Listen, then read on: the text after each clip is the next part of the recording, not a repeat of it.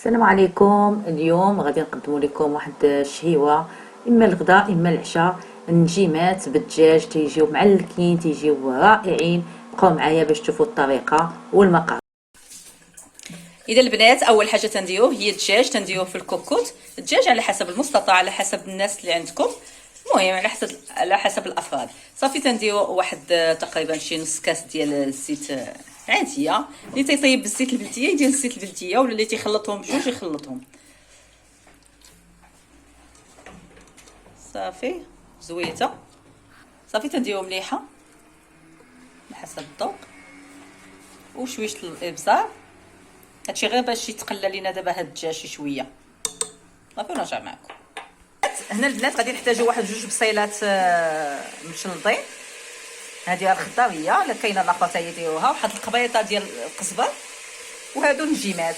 هاد النجيمات معروفين في اسفي، والناس تاع عبده غتيكونوا على الشكيلات، وحتى في بني ملال، تيكونوا متوفرين بكثره.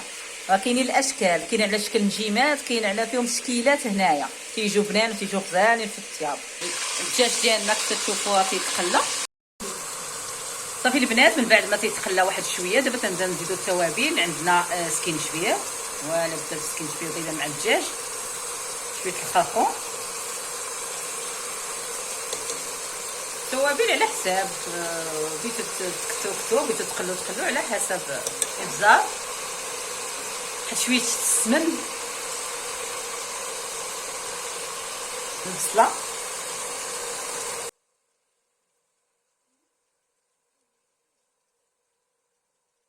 قبيطه ديال القزبر. صافي غادي نخليو هاد البصيله تقلى واحد شويه، عاد من بعد غادي نزيدو صافي شويه ديال الماء، ونسدو الكوكوط ديالنا. هانتوما البنات، من بعد ما سدينا عليها 10 دقائق، كيف قلت لكم زدنا واحد نص كويس ديال الماء.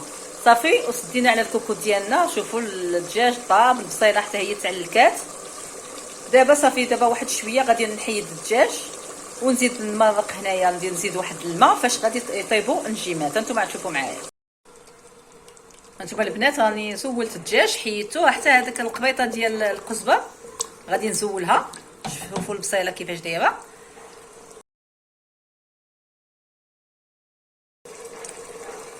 صافي زولت حتى القبيطه.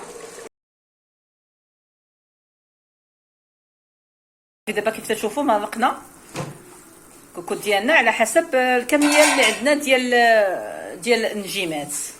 وكاين جوج طرق ديال باش تستعملوا نجيمات. كاين اما تفوروهم مزيان عاد ترميوهم هنايا يطيبوا، وكاينه طريقه نعطيها لكم سهله، هي اننا غادي نغسلوهم ولكن بواحد السرعه، فهمتوا؟ لان ما حد هذاك المريقه ديالنا غليانه، نغسلوهم بسرعه. تنديروهم في واحد الشبيكه تيتقطعوا مباشره، غادي نرميهم فوق في الكوكوط. تشوفوا مباشره تيتغسلوا تيتقطعوا، تجيو بهم مباشره باش تعملوهم هكا هنا في الكوكوط. ما تعطلوش هاد المرحله. صافي تنبقاو حاطين النجيمات ديالنا مره نحركوهم. نتوما البنات كيف تشوفوا، راه نتوما بدات تطيب لينا وبدات تشرب لينا ديك المريقه ديالها. تشوفوا انتما في الاول خاصكم تحركوا، ما تخلوهاش يعني بلا تحرك باش ما تنزلش تحت وتلصق لكم في الكوكوط في الاول، ولا بدا من هذاك التحرك، ومره عاوتاني حركوا حتى صافي غادي تشرب هذاك المريقه ديالها كامله، وتجي لذيذه ما نقولش لكم.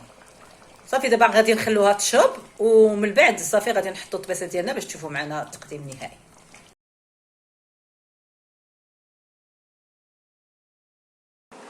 صافي البنات، ملي تنحطوا النجيمات ديالنا في الطبيسيط تنحاولوا الدجاج نديروه الداخل، ومن تنبداو ناكلو. يعني دائما تندوزو بهذاك الدجاج اللي تلقاو الداخل تيكون سخون وتيكون لذيذ وبصحه وراحه. ونتمنى نتلاقاكم ان شاء الله في وصفه جديده باذن الله.